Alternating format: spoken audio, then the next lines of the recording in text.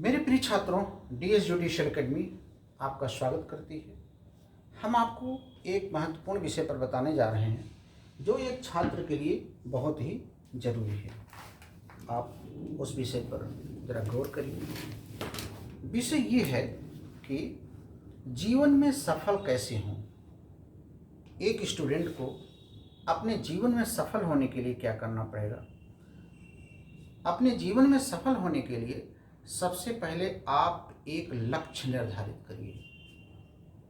तुरंत प्रश्न करिए, क्या आपने लक्ष्य निर्धारित किया?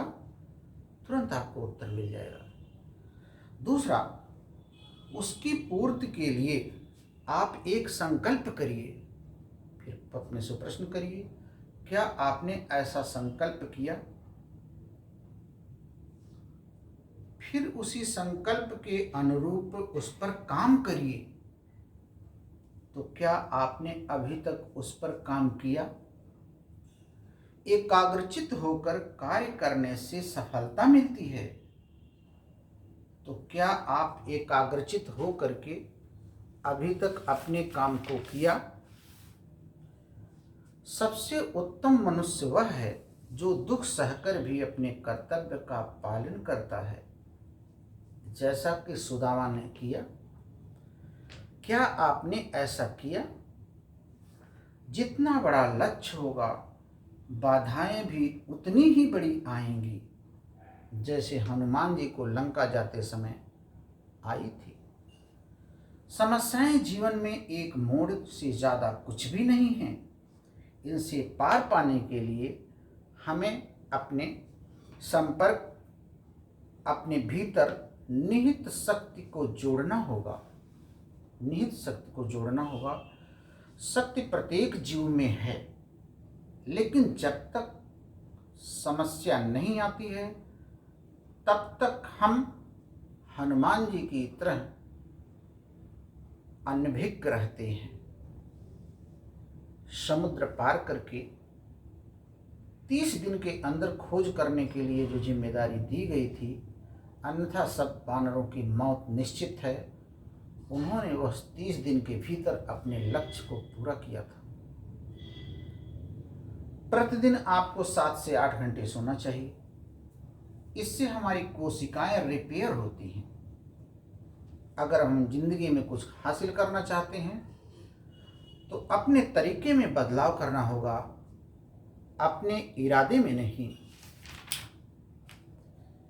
अपनी गलती पहचान कर उसे कबूल करने में कोई बुराई नहीं है। इस संबंध में कभी भी हिचकिचाना नहीं चाहिए। जरा सा परिवर्तन होने पर जीवन बदल जाता है। पहले आपको खेल के नियमों को जानना चाहिए। उसके बाद ही दूसरों से बेहतर आप खेल सकते हैं। किसी भी एक चीज को बार बार करना और हर बार अलग परिणाम की आशा करना मूर्खता है।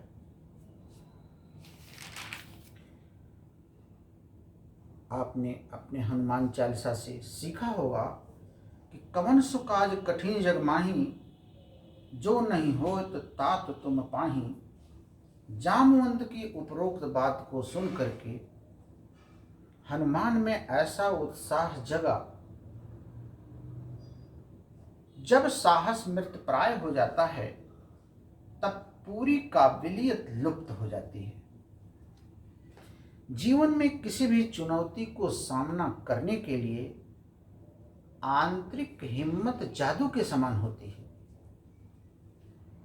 मेरे छात्रों, अगर कभी भी आपको नर्वस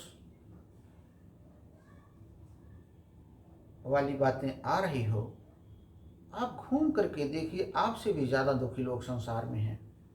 इसलिए अपने अंदर की हिम्मत जगाइए, खेल के नियमों को बनाइए और तुरंत आगे बढ़ने का प्रयास करिए। मार्गदर्शन लीजिए और आगे बढ़ते रहिए। सभी छात्रों को बहुत बहुत धन्यवाद।